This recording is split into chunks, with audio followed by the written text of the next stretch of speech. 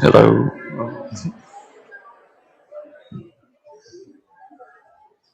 All right. Let's see how this works. Okay, good. I want to welcome everybody to our Wednesday night Bible study. Just to let you know up front, the clicker has vanished. So if you happen to see it, we'd appreciate, letting us know. So I'm going to be saying the word click a lot, and Chris will be manually clicking through stuff. So just be prepared for that. Second off, I managed to run off without my notes, but fortunately I was able to reprint them, so we should be okay with that. Now let's get to the more serious stuff. Just as a reminder, after our Bible study tonight, we have a meeting about Vacation Bible School that everybody needs to go. Now, where is it, Jim? Be sure I have the right place? Okay, right over there. All right, so if you want to be involved, if you want more information, whatever, we need you to be there. Finally, I'm going to do notes for this class. But what I want to know is we're going to print them, but we can also do them electronically so that you can get an Adobe PDF copy. The advantage if you do that, one, Sherry doesn't have to print out as much stuff, but two, you'll get them as I get done. You won't have to wait for everything to get done then. So here's my question. Who would get them electronically if I did them that way? Raise your hand. Okay, so we got enough where I'll do it that way. I didn't want to do it and nobody wanted to use it. But you'll get the advantage is you're going to get them as I get them done, because I'm not going to get them all done at once. It'll kind of go over a few weeks. They'll come like the bulletin comes, where you click on a link and there it is. So I think I got everything. So before we start, let's have a word of prayer. Heavenly Father, we thank you for this day. We thank you for this opportunity to gather to study your word. Be with us as we continue our study about how we should handle our money and be good stewards of it. Help us to continue to learn those things tonight. Be with those that teach in the other classes, that they might teach effectively and the students might learn much. Be with those of our number who are ill, that you would be with them, that they might get better and be with us again, and bless us in all that we do. In Christ's name, amen. All right, so Chris, if you want to jump to that review slide first. Should be the next one there after that. There we go. And just click through where the three bullets show up, if you don't mind, and I'll just start talking from there. Yeah, go 1, 2, 3. There we go. All right. This is just a review. We talked last time about retirement a lot. Now, you can retire from work, but that doesn't mean you retire from service to God. You serve God until you literally are physically not able to, or you leave this world. Retire to something. I talked about how I retired from something. I had a job that got more stressful and more stressful and more stressful. I retired to something, but didn't really know what I was going to do. And it took me a while to figure that out. So that's something you should plan for, and planning for retirement. And that's what we kind of got into last time.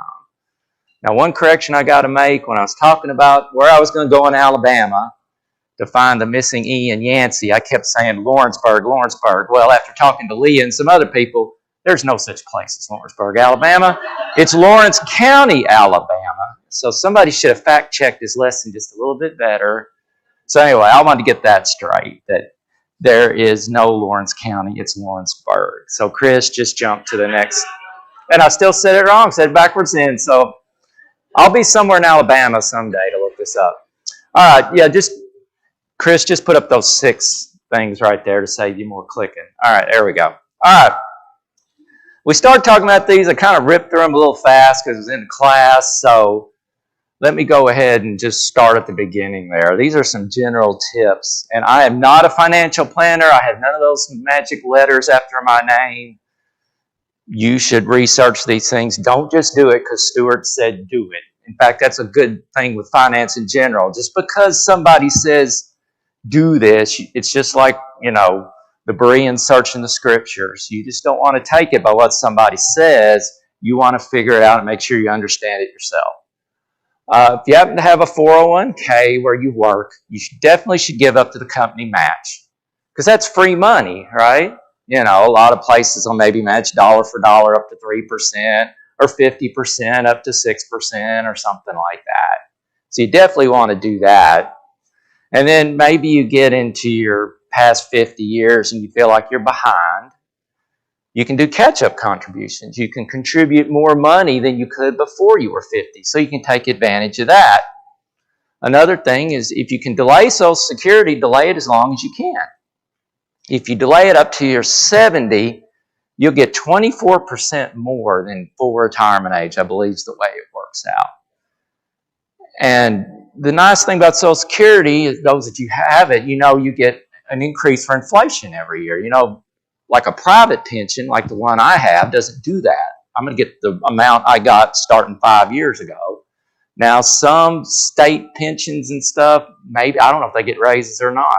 Do they? Okay, I think some do, but a lot of them don't. So that's why you want to wait as long as you can, because you want to get that increase off of the biggest number you can. So that's, again, I'm in the bunch that was the first ones to have to wait till 67, like the 60, 61 birth people.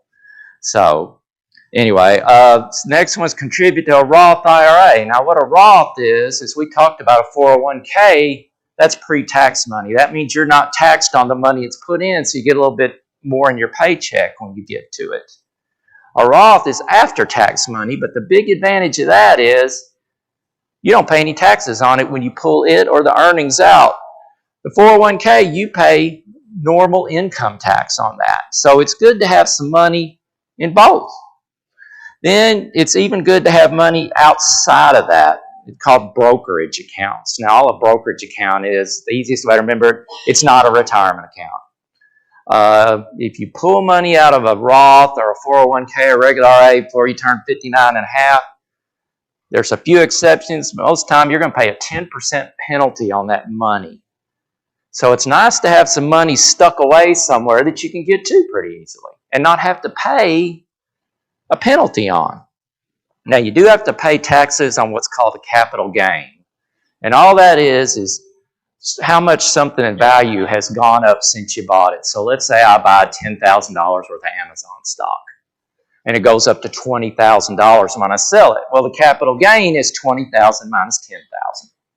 That's what I pay taxes on. Now, it varies a little bit, and I don't want to go into some nerdy long discussion, but the longer you hold it, you don't have to pay as much tax. If you hold it less than a year, you pay normal income tax on that. If you hold it more than a year, it varies by your income. You could actually pay 0% tax on that. So again, it's good to have money in that as well. It gives you, and we'll talk about this next, diversification. But other thing you get taxed on is something called a dividend. And all that is for the company gives people that own shares in it a piece of the profit. Now, this is generally big companies that do this. A lot of companies just plow their profits back into the business. But those are taxed at normal income. So all these things have good things about them and then things you have to watch out for. So finally, let's talk about diversification. Let's go to Ecclesiastes chapter 11, verse 2. Give a serving to 7 and also to 8, for you do not know what evil will be on the earth. You've probably heard this is don't put all your eggs in one basket. Now what happens, here's an example. Let's say you work for a big company and you can buy stock in the company, and a lot of times they'll let you buy it at a discount. We could do this. We could buy it for 15% off. And there's a lot of people think, oh man, my company's big, it's just going to keep going up and up and up. But let's say something unexpected happens, like a pandemic. The company starts having trouble, they start laying off people, they force early retirement on you. If the company's having trouble, what do you think's probably going to happen to the value of that stock? It's going to do this. So when you need it, it's going down. So it's better to spread your investments across multiple things. Like we talked about mutual funds or real estate, or you could buy a little of that company stock, just don't sink everything into it. You don't want it so if one investment fails, you're wiped out. You want it split up several things. So I'm going to talk about this for a minute. So Chris, jump to the next slide there. In March of last year, about March 20th, the stock market had gone down 35%. And this would be its low point right after the pandemic got really going. Let's say you somehow could know the name of the company, and Chris, click this, that was going to release the first vaccine. Pfizer. You'd think, now I know the price of that stock's got to go up, right? So you invest a bunch of money in it and you'd be right. Click there, Chris. It went up 42% if you sold it at its high point in December. But if you click again, Chris, I could tell you another investment that in the same period went up 61%, and Chris, reveal that. That's the whole S&P 500. That's the 500 biggest stocks in America. And you can own what's called an index we talked about before, and just about every 401k, every mutual fund company I've ever seen has a mutual fund that mirrors the S&P 500. Which one of those is more diversified? One company or 500 companies? 500. So you see how less risky that is. That's what I'm talking about. Pfizer's actually gone down since December. The S&P 500, even with the market not doing so well this week, has gone up 10% since December. So it's much more diversified. So now I'm going to do a demonstration on how the stock market works if I can be coordinated enough to do this. So let's see. Lucy loaned me her Elsa yo-yo, and I hope I'm coordinated enough to do this. We'll see. But I read about this, and it said what a really good example was how the stock market and its value changed. So we'll see if I am coordinated enough to do this anymore. If I'm not, you'll just have to bear with me. So what it was compared to was a man going up a set of stairs with a yo-yo. The market increases over time up, but it has ups and downs along the way. So you remember I talked about you don't put money in an investment like that if you're going to need it in the next few years, because you might have to hit one of those downs right when you pull it out. But if you do it over a long period of time, you're still going to be okay. So, Chris, jump to the next slide there. And this is the conclusion of the matter. Go on to the first bullet. This is probably the most complex discussion we've had. You might say, well, that's just too confusing, or that's too much work, or he said if I started when I was 20, I'd have been really well off, and I'm not 20 anymore. And you give up. Well, don't give up. Talk to people, talk to your spouse, pray about it, seek counsel about it. Here's an example. Chris, throw up those next two pictures. Now, that picture on the left, I actually saw in a lesson a couple of Sundays ago. I don't know if we grabbed the same thing. I did it before that lesson, I promise, Jim. I didn't swipe that. It just shows what? Great minds think alike, right? Okay, here you go. When's the best time to plant a tree? 20, 25 years ago? When's the second best time?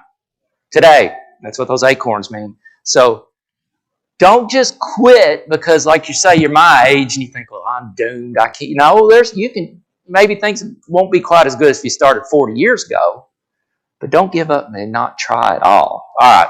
So, does anybody have any questions, or does anybody want to throw out any wisdom about retirement? We had a couple people throw out that you always need more money than you think you are, so save more. Anybody else got any questions, comments, words of wisdom, whatever they'd like to throw out? John. Ultimately, your investments turn out to be a balance between making money and inflation. Yes. You can put your money into something safe and get less earnings. But along the way comes inflation, and you wind up with nothing. If you take something more risky, a greater income, then you have the likelihood that you will go down. Correct. As John said, it's a balance, because, like I said, you gotta have something that pays more than inflation. But then you have higher risk, higher rewards. The way it works. Now, what I've studied is the longer you go, that can smooth out that risk, but you're still going to have risk. But you try the diversification can help with that. The time can help with that. But yes, that's a very good point, John. If you put it like under your mattress, well, that's not really a good plan, because you're not going to earn anything. You stick your money in a cookie jar under your mattress. All right, anybody else? Ron? There's a philosophy that's got very important, but I love finances over the last couple of decades that has a big balance in it where somebody counting on money, which is most of us to one degree or another. Look at that tree, and it comes in my mind. Yeah.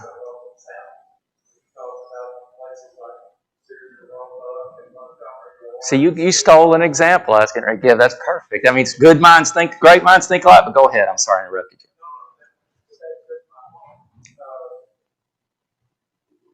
You really need to research thoroughly, but that diversification will keep you from saying, okay, I could never think of PE. We're talking about a big company where, okay, I'm sure a lot of employees got burned on that. Yes. Hey, it's cheap, and it's almost like a people run itself. So it's got so many divisions, appliances, jet engines, everything, and the financial component. Oh, yeah. That's right. Yeah, Ron. Yeah, nothing's too big to fail. And Sears was an example I was going to give. Most of us remember when Sears was down the road here. It's where Paducah Power is. That was the store. That's where we got our school clothes every August, a lot of us. That's where they had the big candy counter. Naturally, I remember that. That's where I learned to love chocolate stars, because I could get them right there. At Christmas, that's where they tore out their lawn and garden section and put all the toys in. I mean, I was as excited as a kid to go to Sears as I would have been to go to the North Pole, because there was all that stuff there to see. Well, they moved to the mall, and now there may be a few Sears around in the United States. There's not very many, if there's any.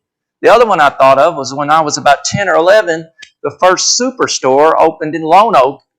Anybody remember what it was? Kmart. Man, that was the greatest place in the world. They had everything. I remember going and looking at the records and the LPs, and if you're a lot younger than me, that may not mean anything to you, but that's a big deal. 8 tracks, but go buying them there. I remember in the front, they had ices and popcorn. They had a real good cafeteria in the back. Well, you didn't think that place would ever fail, would you? Well, now they're gone. All that's sitting out there is a big old parking lot. And most, if not all, the Kmarts are gone. They had a pharmacy in it even. You could do everything there. But like Ron said, nobody's too big to fail. I think I've read about like the stock where people invest, they work like at Ford or General Motors.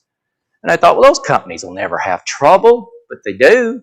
You just got to, like I said, research it and diversify. So if like one thing fails, you've got something else to cover it. All right, good comments. Yeah.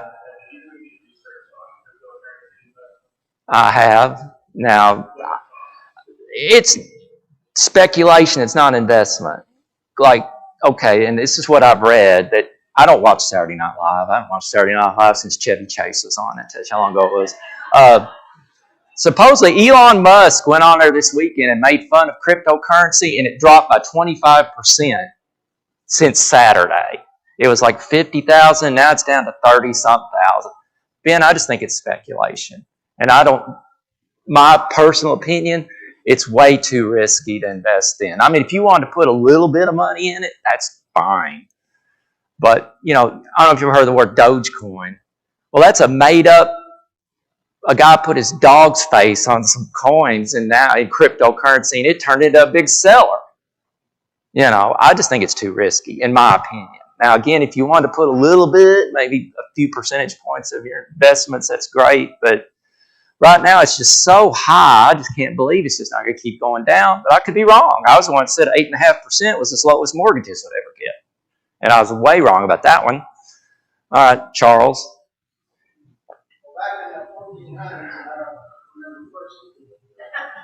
I think you're about to steal an example I'm going to use later, but go ahead.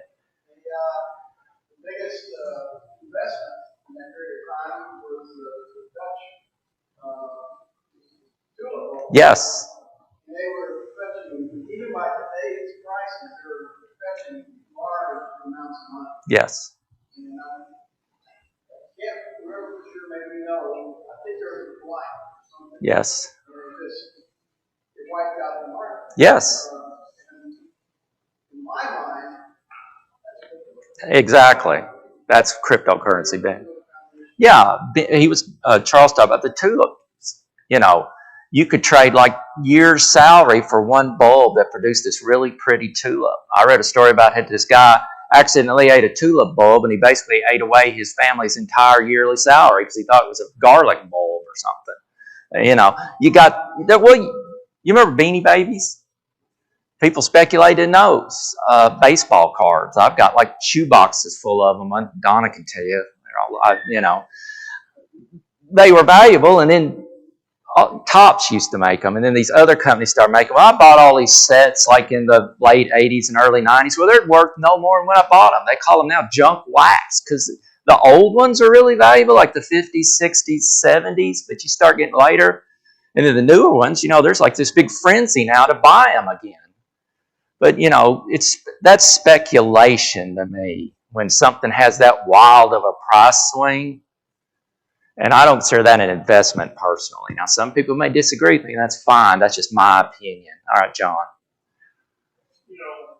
Bottom line is there's always been practice. Yeah. But the question you have to ask is, what stands behind it? Yes. Is there something, as John said, what stands behind it? Is there something real and tangible behind it? I believe it says in Proverbs, he who hastens to be rich will not go unpunished. A lot of times when you speculate, and I'm going to talk about this later, maybe next week, about the GameStop thing, if you've heard about that one. If you try to go really quickly, as Dave Ramsey says, you better use meal tastes better in a crock pot or a microwave. And that's his example of that. So, Jim?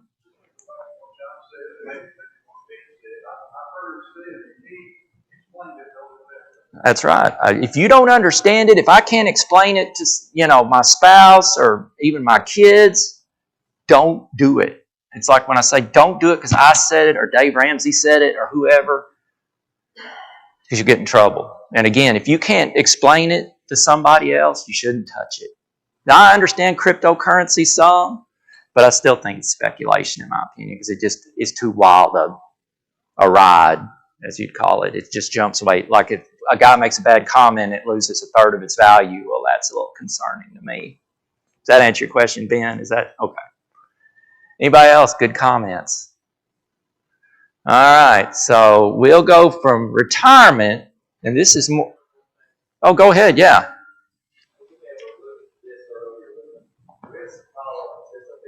Yes.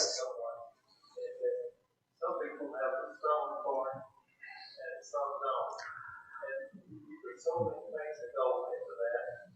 Even if you have the stone coin, a young person probably on odds as a young investor, they may not have as much to put into it, but they can also recover from those Yes. periods and afford to ride around where somebody died.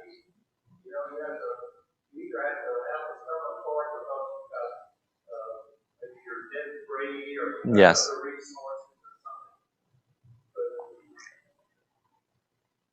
it's easy to say this, but I think there's some soundness behind it. You want stuff where you can sleep well. Yes, absolutely. Yeah, Ron mentioned risk tolerance. You got to be able to sleep with what you've done, and maybe you have to be a little less aggressive. And when you're younger and you're investing every month, well, you actually want things to go down because then you're getting it on sale, right? Well, my age, and Ron, as he alluded to, that's tough. When I talked about March and I looked at our investments went down by a third in a month, I thought I had the stomach for it, but I'm sitting there going, ugh. And I even set Donna down and said, honey, I'm just going to tell you this. We'll be okay. It'll come back. But you're going to hear all this on the news about how the market's crashed and all this stuff. And we've lost a third, and it was a decent amount of money if you're retired. But it'll be okay. It's always come back before. And sure enough, it did. But like I said, Ron, I thought I could do it, but that's the first one I'd ever gone through because the last really big drop was probably 20 years ago. And I didn't have that much in it, but now that's my livelihood, a lot of it. You're watching it go down and you're sitting there going. But that's why you need cash reserves and some less risky investments and things to kind of ballast those times when that happens. All right, good comment. Anybody else? All right, so now, Chris, just jump to that next slide and bring up those 3 points I got on there. All right, giving. I'm going to tell you, this is one of the hardest ones for me to teach, because when I was studying, it hit me really hard. It's one many preachers can dread to preach. And it shouldn't be. It's something that's taught throughout the Bible about giving. I talked about Brother V.P. Black, and I read several of his books, and one of them was My God and My Money, and he talked about the first job he had. He preached a lesson on giving on Sunday, and then one of the leaders of the church stood up and said, Brother Black will no longer be preaching for us. And they got him aside and said, you don't need to be talking about that. That upsets people. And he said he resolved for the rest of his life that he was going to preach about giving as much as he could. Now, I don't have to worry about getting fired at least. Now, they may tell me never to teach again, which might be okay.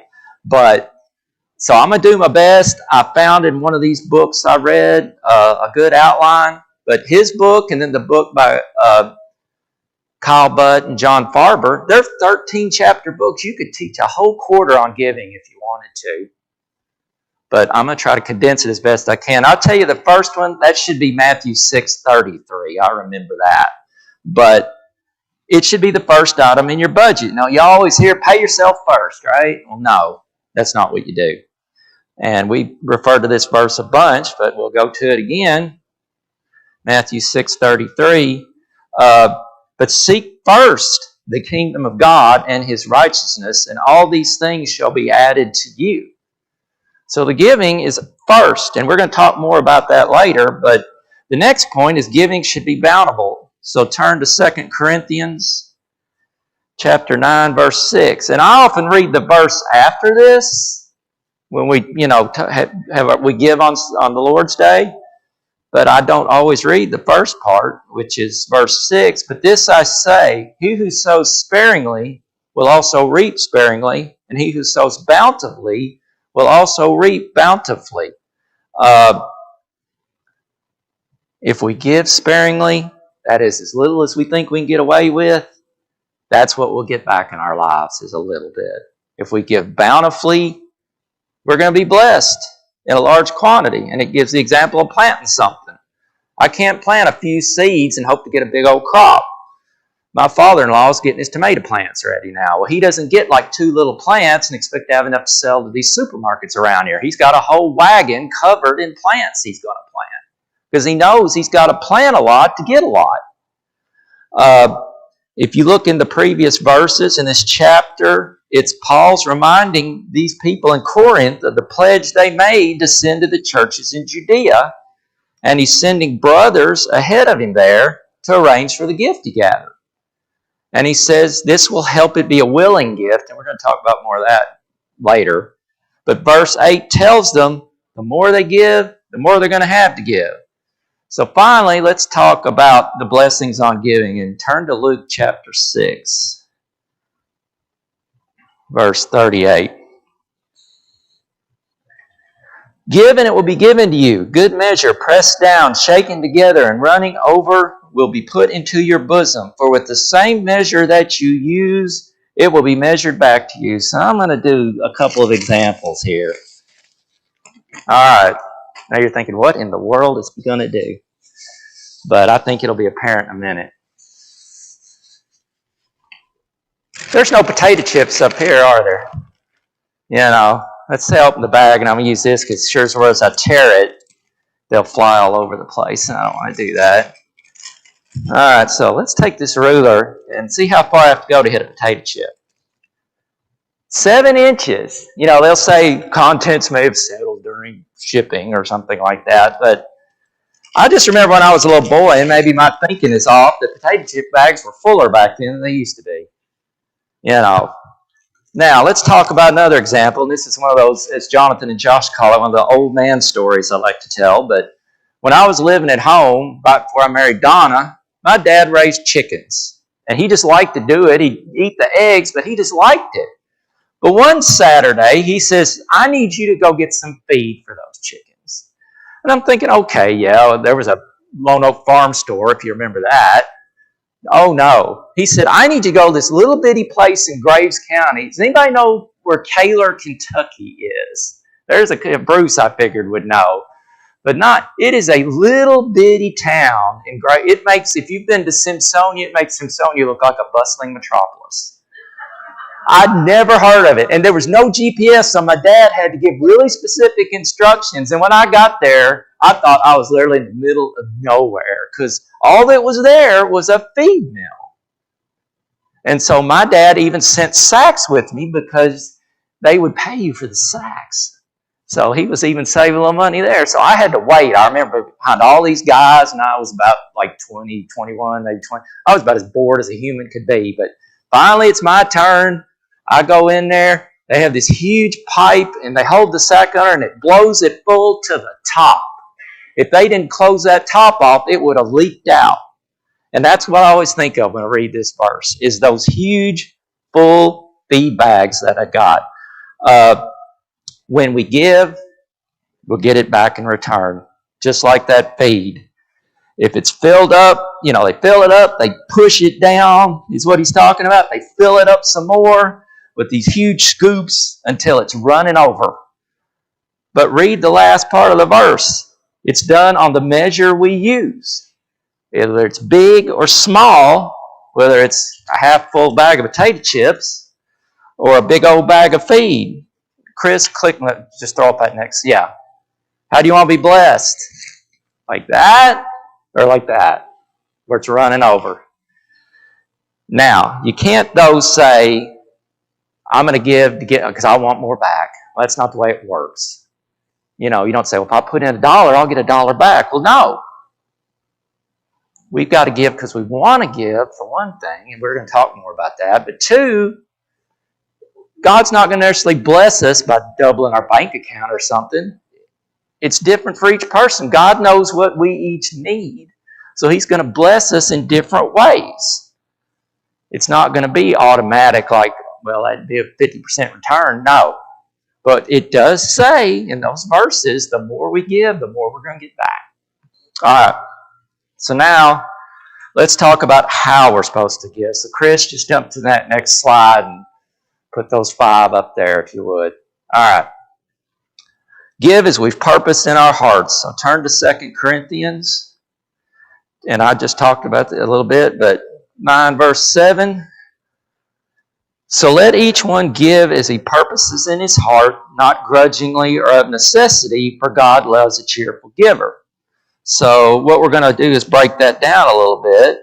And so I'm going to talk about when Donna and I go on vacation. We like to go to the Smoky Mountains, to Gatlinburg.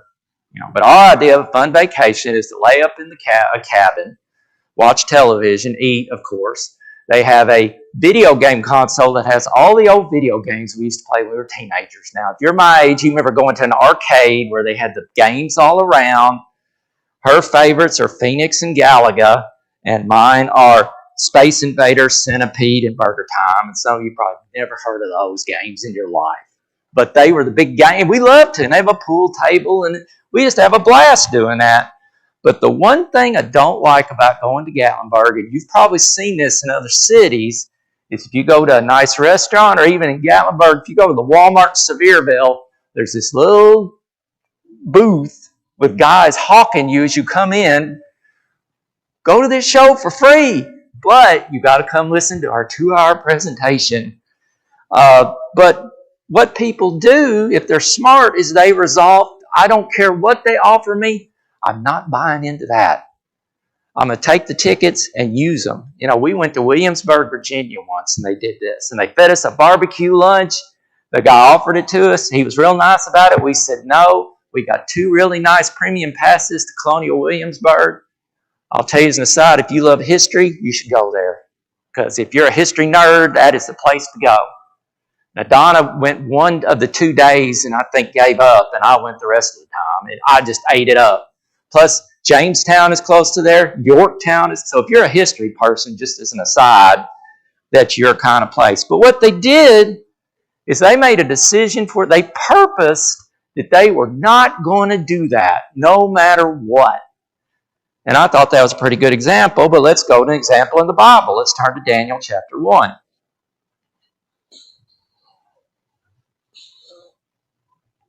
All right, you remember in Daniel chapter 1, the Babylonians had conquered Judah. They had taken some of the young noble princes to that country. Verse 5 says that And the king appointed for them a daily provision of the king's delicacies and of the wine which he drank, and 3 years of training for them, so at the end of that time they might serve before the king. Now Daniel came, and I won't even try to read the Jewish names, but they became Shadrach, Meshach, and Abednego is what we more commonly know these guys as. But let's look at verse 8. But Daniel purposed in his heart that he would not defile himself with the portion of the king's delicacies, nor with the wine which he drank. Therefore he requested of the chief of the eunuchs that he might not defile himself. So I think it says resolve in some versions. But he resolved or purposed before it ever happened, I'm not going to do it.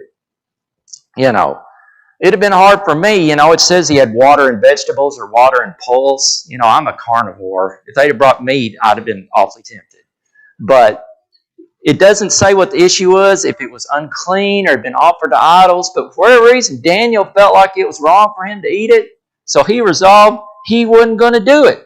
Even, later when the eunuch says, well, I might get into trouble, and Daniel reassures him that everything will be all right, and it is. But again, he thought it out thoroughly in advance. So there was no question when this was presented before him. So now, the Greek translation. Now, Adam will sometimes say he's not a Greek scholar. Well, I guarantee he is compared to me, because I don't know much about it, but I'm going to try to use that to help us understand these verses. But the Greek word in that verse means to choose for yourself one thing over another. The purpose means it's something we thought about deeply and prayed about. It's something we resolved to do, and it's a top priority in our lives. It's not something you do as an afterthought. It's not flippant. You don't, when the trays are coming around, like they will again someday, you don't at that moment grab your wallet, let's see, I got a $5 bill, and or maybe I got a 20, you think about it beforehand. You're really thinking about what I want to give. I'll even say, you could apply the principle that you say, I'm going to resolve to give a certain percentage of my income, because you give as you've prospered. We'll talk about that in a minute. No matter what. So, it's easy to give that percentage off your salary, but let's say you get a stimulus check, and you're thinking, well, that's a bit more than I give if I give that percentage. But if you've purposed in your heart to do that, it's not a problem. If you get a big inheritance, and you still say, oh, that's a lot of money, but you say, I've resolved to give this percentage, so you do. So it's not a problem. You've decided beforehand that you're going to do that. All right. Let's see here. Chris, jump to the next slide if you would there. Stop there if you would. Okay. That's fine. God loves a cheerful giver. We saw that in there. Although how much we give is important, the attitude is equally as important. It's like a recipe. If you make a cake, if I make a chocolate cake and I leave out an ingredient, it's not going to be as good. You end up wasting your time, your energy, and your resources. You can determine the correct amount to give. You can set it aside. You give it every Lord's Day. But if your heart is not in it for the right reasons, it doesn't matter. It says God loves a cheerful giver, right? So, if you think about the ministry of Christ and how we serve Him, our attitude is as important as what we do, right? If we do it and we don't have the right attitude, it's not pleasing to God. Now, the Greek word for reluctantly means with regret. If we give and we think, well, I really could have used that money for something else, or I think that money's just going to be wasted, I don't know why I'm doing this, that's grudgingly. The verse also says not of necessity or not under compulsion. The Greek word there means, surprisingly enough, by force or compulsion. And the Greeks had a goddess they worshiped named Anarchy, and that's the actual Greek word that's there. And she was the goddess of, guess what? Compulsion or necessity. But we're to give freely because we want to, cheerfully, not because you think you have to. But that's also not an excuse to say, well, I'd begrudge it if I gave this, so I'll just give a little less. No, that means you got a problem with your attitude. All right, Chris, go ahead and jump down there to the next bullet. Yeah. The golden rule. We're more blessed when we give, right? It's better to give, more blessed to give than receive. Next one, Chris. Master our money. You know, we talked about money's a great servant but a terrible master. So giving helps us be the master. When you don't give as you should, money becomes more of your master. Go to the next one, Chris. When you see the good that God does with what we give, you know, you think about like when you see Brother Ray Hart or you see Brother Dale Byram and they come and they give a presentation about their mission work. And you see all the people it does good for, all the people that are baptized. You see all those young men training to be preachers and starting congregations in different places. Or when you see the needy being fed, or you see like the bread of life and how that helps all those people when there's a disaster, or the healing hands when they make the wells for the people that need the water. How could you not be cheerful about your giving when you see all the wonderful thing God does with that money? All right, go to the next one, Chris. It shows our love.